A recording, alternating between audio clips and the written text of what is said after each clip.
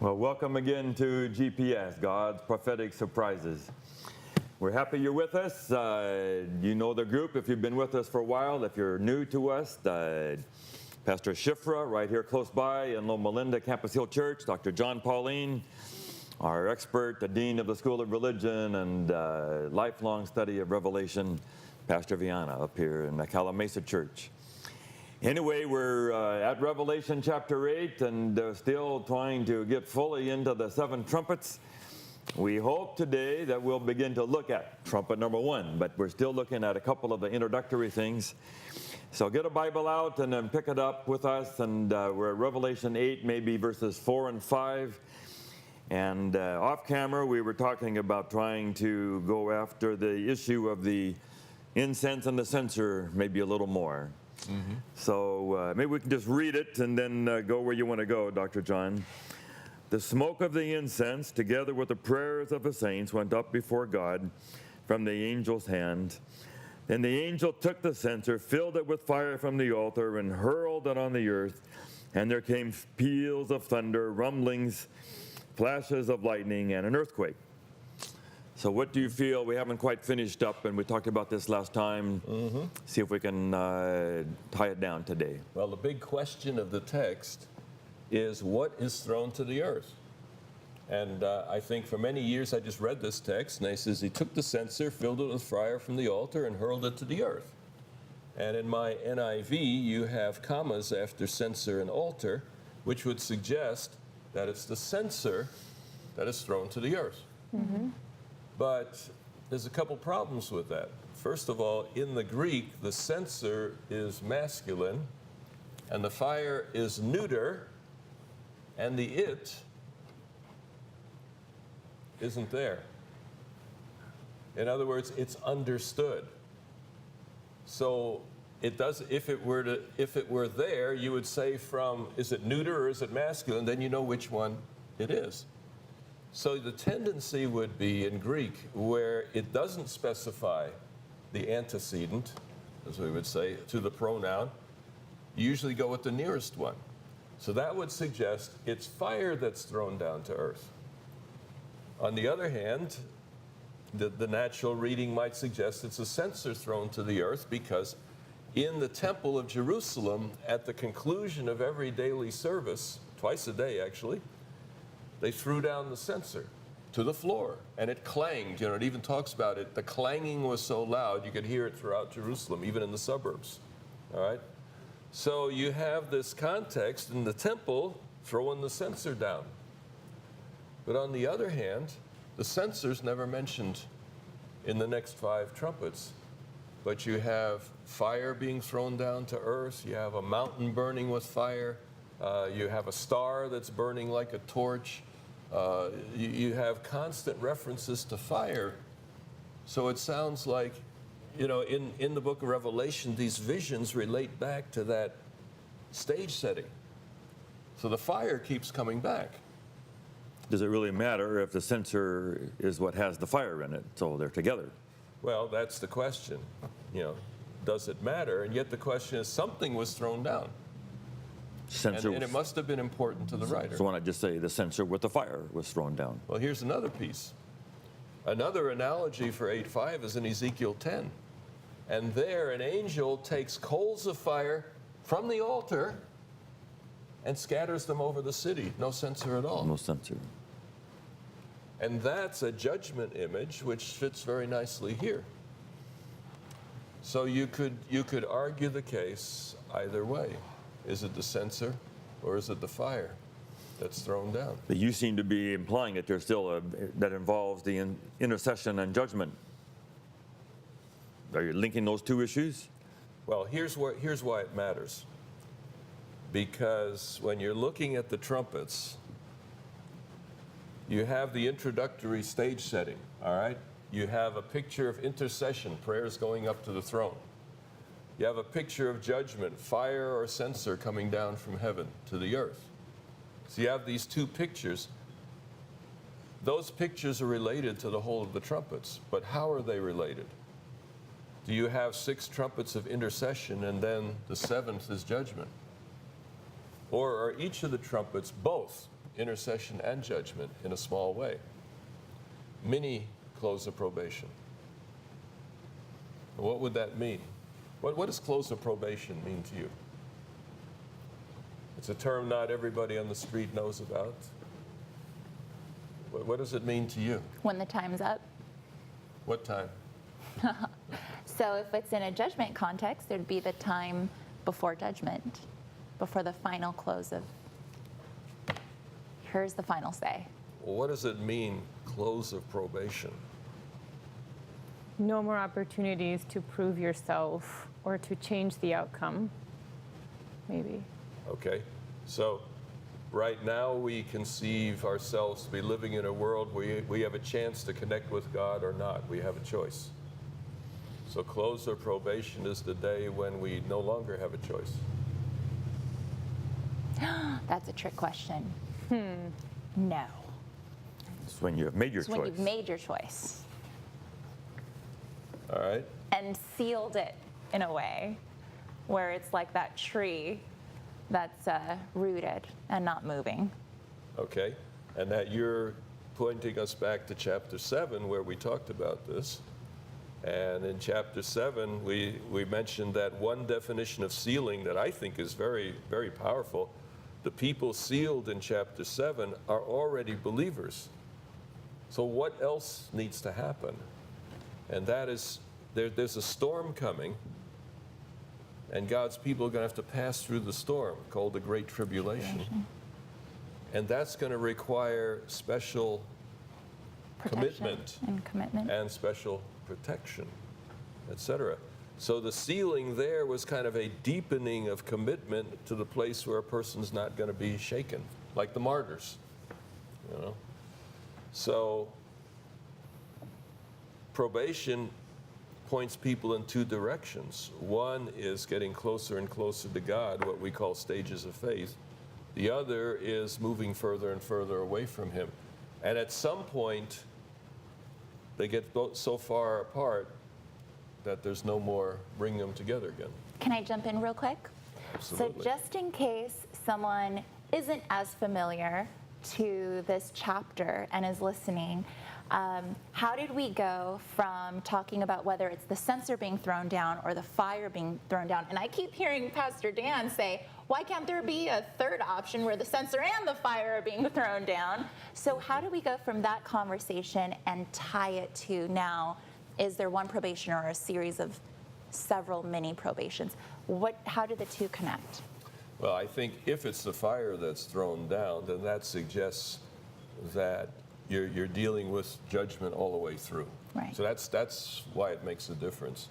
I think we all agree that it's a judgment image, whether it's the censer being thrown down and say intercession's over, Yeah. or the fire being thrown down and things burn up. It's judgment. Either way, it's judgment that is being portrayed there. So that, in that sense, it doesn't make a difference.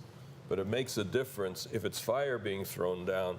You can see the results of that fire as you march through the trumpets. There's fire in pretty much all of these. But if it's the censer being thrown down, and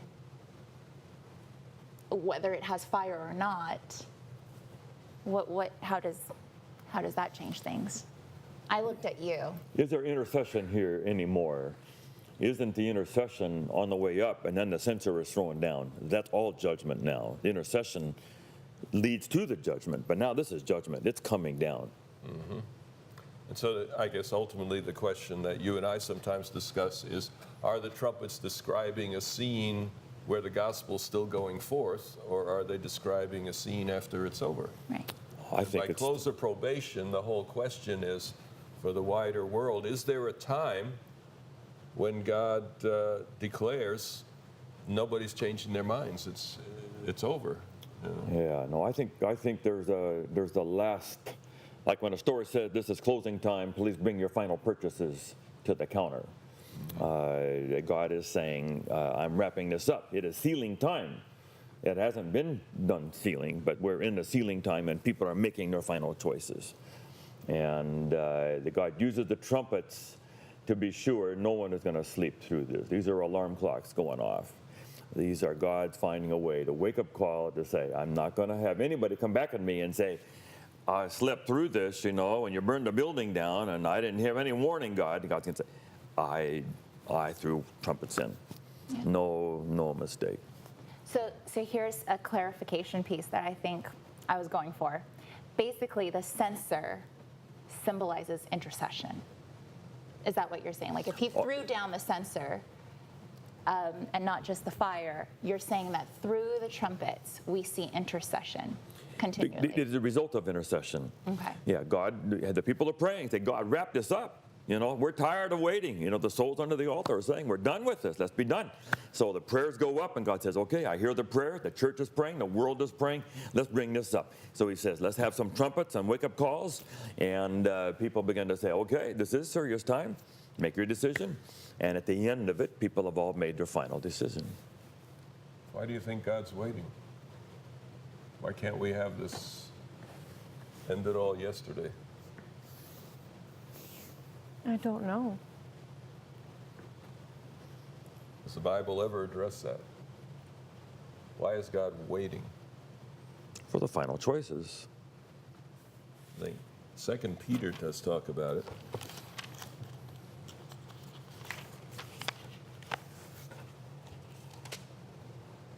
In chapter 3, verse 9, it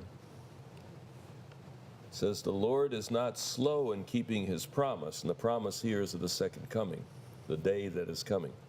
The Lord is not slow to keep his promise, as some understand slowness. He is patient with you, not wanting anyone to perish, but everyone to come to repentance. So, if God came tomorrow, there would be a lot of people who could say, if you'd have waited just a day, maybe so-and-so would have made their decision. No. So I think what God is waiting for is a world that is so settled that delay makes no sense That's right. anymore. Here's a story from your church, Viana. The year before 2000, when we had the millennial Y2K craziness, I don't know if they're still at your church, but they were then. So they came to see me. They wanted to help me learn. And it was all tied to Jubilee cycles and 70s and all of that. Mm-hmm. But they were sure Jesus was going to come somewhere between 2000 and 2002. They had a calendar figured out. That God was going to say, I've had it, and just bring the curtain down and be done. And I said to them, I don't think God is ever arbitrary. If God was going to choose an arbitrary time, why didn't he choose back before Hitler killed 6 million people? Or before Russia did 20 million? Or if God is going to choose an arbitrary time, then God is responsible in a way for all suffering that came after a time he could have come. And I said, I don't think God is arbitrary. The time that God is going to come is based upon the decisions that people have already made. And at least I got one of the three to say, maybe we better go back and look at that again. Yeah. God is never arbitrary. He will never do that. Why didn't he do that then? He should have done that as soon as he left. Come back again the next week. I'm done. If he's just going to be fed up at a certain time. And how does God get filled up and just say, okay, I was okay yesterday, but today I have gone over the line. I can't wait one more day and done. So he goes when people have made their prayers and people have made their final request, people have made a final decision. So the judgment will not create reality. It only reflects reality that have already been made. Mm-hmm. My view. Is there a sin that can't be forgiven? And what would that be? Well, I think we talked about this in another episode of everybody having been given the option to accept Christ, and the universal salvation that we talked about. And we had said that there will be people who, against their better judgment or against anything else, will say, I really don't want that. I really don't want you. And though it may not be a sin per se, that's going to be kind of like a ceiling of a fate that I feel like it's going to be, well, you can stay here. That's fine. You stay where you are. Stay where you are. Mm-hmm. So is that, in a sense, are you describing what we call the close of probation for a person? Yeah. A place where that person is so settled in their mind, I don't want God. I mean, imagine a person who's really committed to alcohol. You say, okay, we're going to put you forever in a place that has no bars. That might not be attractive. And God is not going to force that person to be there. What I'm seeing in these trumpets is that you have individual probation, people making their own decisions, and a person who's totally committed. I'm not interested in God. I'm not going to check it out. That person, has made a decision, is located in a place they're not coming back from. At the end of the world, there'll somehow be a time when everybody on earth reaches that place. Because trumpets bring them to a conclusion. I think also, in the course of history, there may have been groups of people who came to that same place. As a group, were so committed where they were that they would not change. Have you ever run into somebody who is so right in their religion that there's nothing you could do? Even though you yourself know they're contradicting the Bible right and left, or they're saying things that don't make sense, but they are so that they're not going to listen. There are groups, and maybe that's most groups, that get so into their brand that they couldn't hear truths coming from anywhere else. That's right. And is there a close of probation for groups, for churches, for denominations that won't be at the end of time, but maybe earlier on, and just God says, I can no longer work through this group. The individuals may still not have made up their minds, but I can no longer work with this group. And, we haven't gotten to Revelation 13, but Revelation 13 describes a couple of world entities that it seems like God is saying, I can't work through them anymore. Isn't that what Romans 1? He says he gives them up over to their own choices. I've been trying and trying and trying, but if you say absolutely not, I'm going to not, and you shake the dust off your feet and say, that's done, let's not go any further. So what I see happening in the trumpets, and I don't know, Dan, that you and I would disagree on this, what I see is that this mini close of probation is occurring all the way along. The difference would be if we see this starting with the cross, and intercession starts with the cross. I mean, that's a New Testament reality. Yes. That's why I am committed on that side. I think in a New Testament context, the trumpets run from John's day to the end.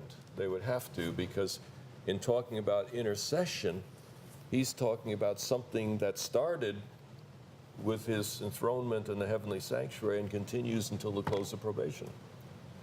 But if you see it as an end-time situation, you would have a series of opportunities for the gospel that get rejected by wholesale groups of people until finally the whole thing comes to a close. Does that make any sense to you guys? Yeah, no, I'm good. Yeah. Can maybe that's a segue. I can bring this up. I found an article in my file, and your name is in it. So It's here always it is. dangerous, Dan. It is, but I think it's okay. 2012, by the director of the Biblical Research Institute, which I think you've been on the committee and on the team for a long time. Well, subject to whatever that says, I know him and I trust him. Yes. So he wrestles with the trumpets, and he has a chart with 9 different interpreters, and you're one of the 9. But they're all historicists. They're all doing what you're talking about, looking at the trumpets as coming from Christ's time or Roman fall time to the end of the world.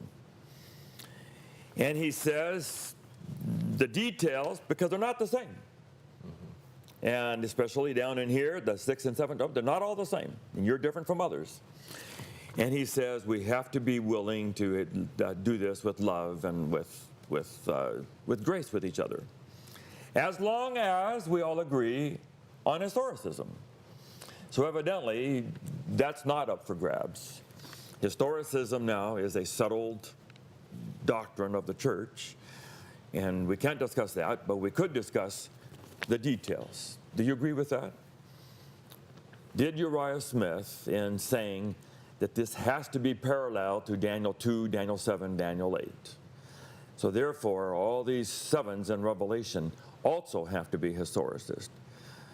Does the fact that Uriah Smith started that make it another fundamental belief of the church?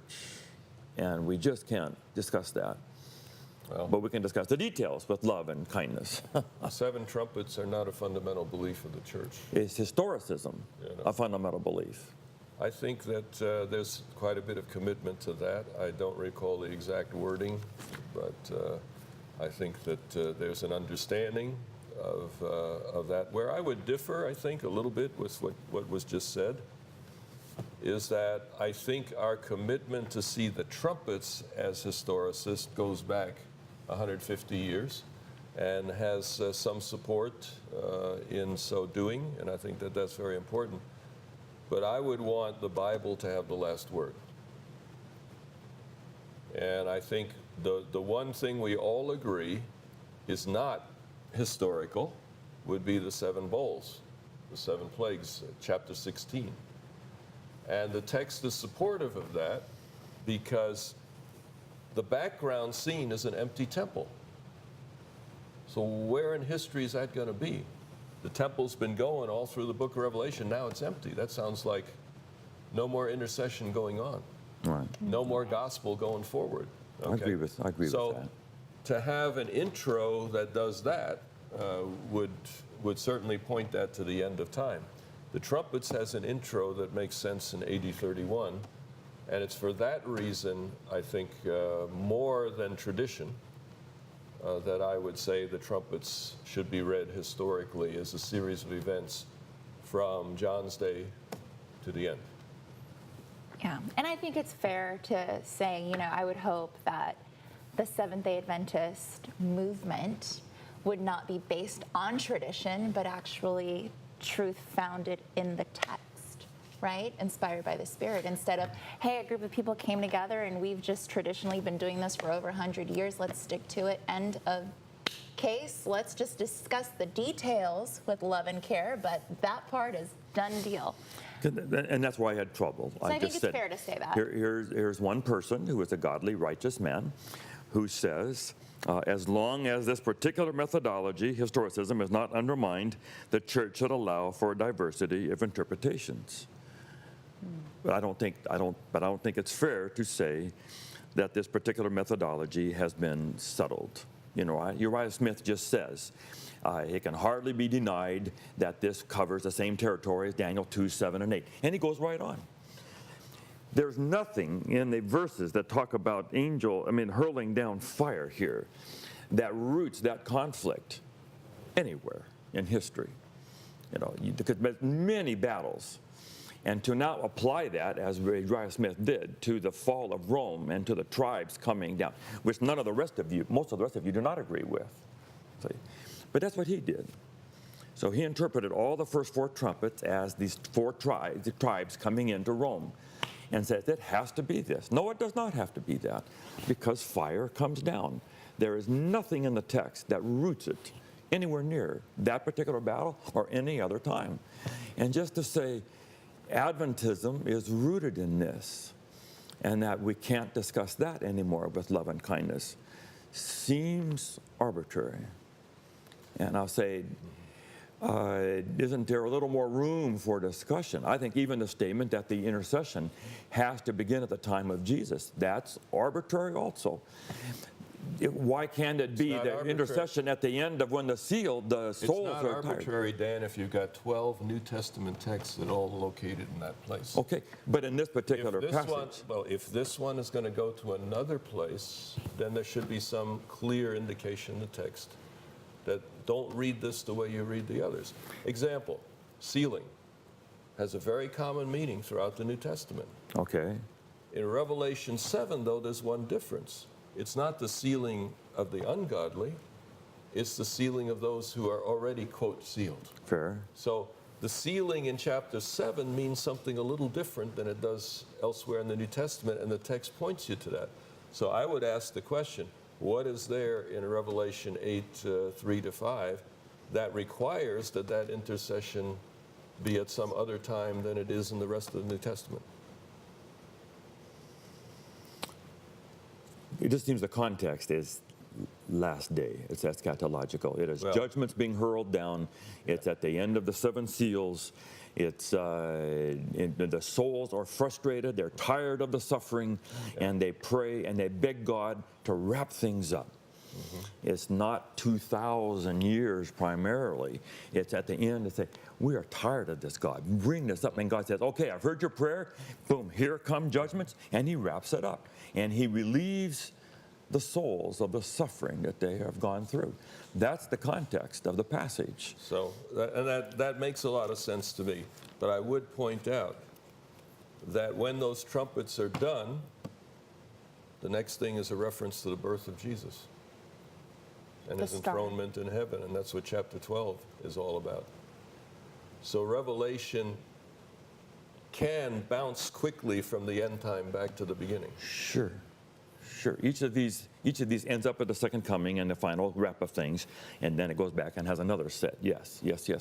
Good discussion. That's all right. So I have a question. If we were to put this into our context, in whichever direction it should go, how should we be approaching these messages in our generations? Are we trying to get everybody to make a decision now? Are we trying to say, well, watch for these warning signs along history? How do we grapple with some of these things in our modern day context? Well, I think one thing I would say to the younger generation is, if you read an article like that and you see 9 of your teachers disagreeing on aspects of the trumpets, what do you take away from that? We don't have a set, clear, distinct answer to go off of. Exactly, and if that is the case, then don't make the 7 trumpets the center of your faith. They may still be worth studying. They are worth studying. They're in Scripture.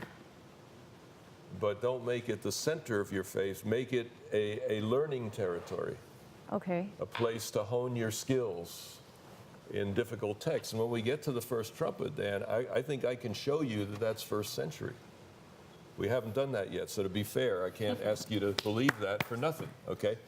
But when we get there, we may see some things that are very, very helpful. But to the larger degree, if the best of God's people don't agree on something, don't make your view the requirement for everyone else. And I think that's where your generation can get excited about that. Like the atonement, there's at least 8 different methods of atonement in the New Testament. A lot of people take one of those and want to bash everybody else. Very true. Thank you. That's so valuable. Good question. Final words. I hope when we come back, we can talk about how salvation is not by decision. But what if it is? Let's talk about it. The battle is joined. We hope that you'll come back to us as we try to work this through.